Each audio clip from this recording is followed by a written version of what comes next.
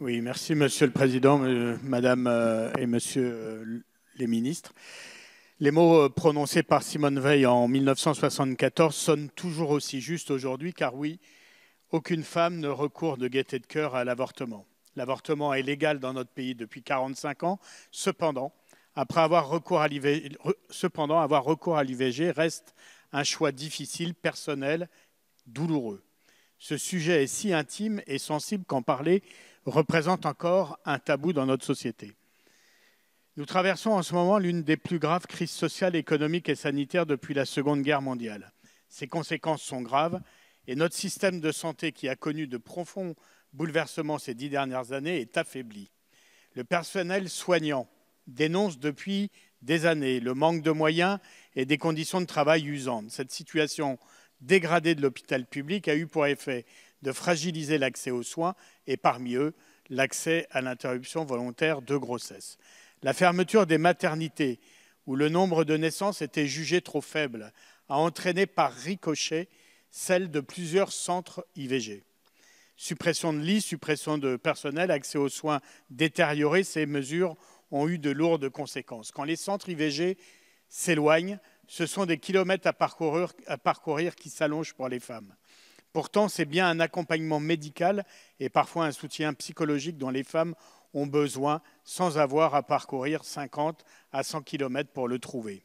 Aujourd'hui, de nombreuses femmes doivent se rendre dans un département voisin de leur résidence pour interrompre leur grossesse. En 2019, le ministère de la Santé lui-même reconnaissait qu'il existait des territoires en tension dans la majorité des régions de notre pays. Pourtant, et parallèlement, des avancées législatives majeures ont été votées ces dernières années. En 2013, sous l'action de Marisol Touraine, l'interruption volontaire de grossesse est désormais remboursée à 100% par la Sécurité sociale. En 2016, la prise en charge à 100% est élargie à tous les actes médicaux entourant l'avortement. Rendre l'IVG gratuite a permis aux femmes d'être plus libres de leur choix, quel que soit leur milieu social et leurs revenus.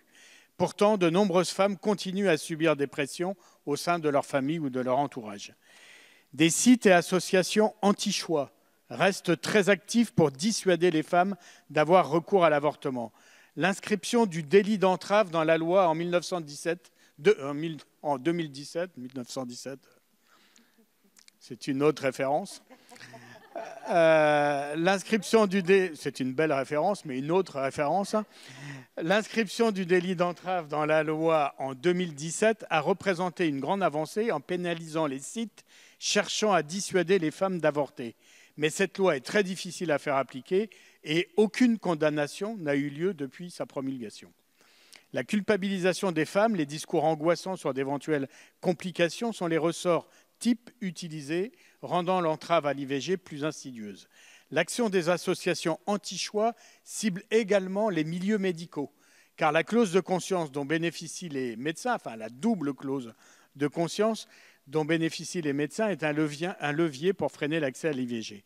Aucune statistique en France ne met en lumière la proportion de médecins faisant valoir cette clause de conscience. Pourtant, le Haut Conseil à l'égalité entre les femmes et les hommes parle d'une pénurie de médecins pratiquant l'IVG. Sur les terrains, les réalités sont concrètes, ça a été cité tout à l'heure. En 2018, par exemple, dans la Sarthe, l'hôpital de Bailleul ne pouvait plus pratiquer d'IVG car 3 des 4 médecins avaient fait valoir cette clause. Ainsi, des questions fondamentales se posent. Combien de médecins refusent de pratiquer les IVG? Sont-ils de plus en plus nombreux ou pas? La clause de conscience liée à l'interruption volontaire de grossesse est-elle encore nécessaire ou ne répondait-elle pas seulement, à l'époque, au contexte de dépénalisation, celui qui présidait dans les années 70. Faciliter l'accès à l'avortement n'est pas le banaliser, c'est permettre aux femmes de disposer librement de leur corps. C'est aussi la liberté d'un choix que ni les moyens financiers, ni l'origine sociale ne devraient entraver. Défendre ce droit, c'est réaffirmer que les femmes ne sont pas soumises et que ce sont elles et elles seules qui disposent de leur corps.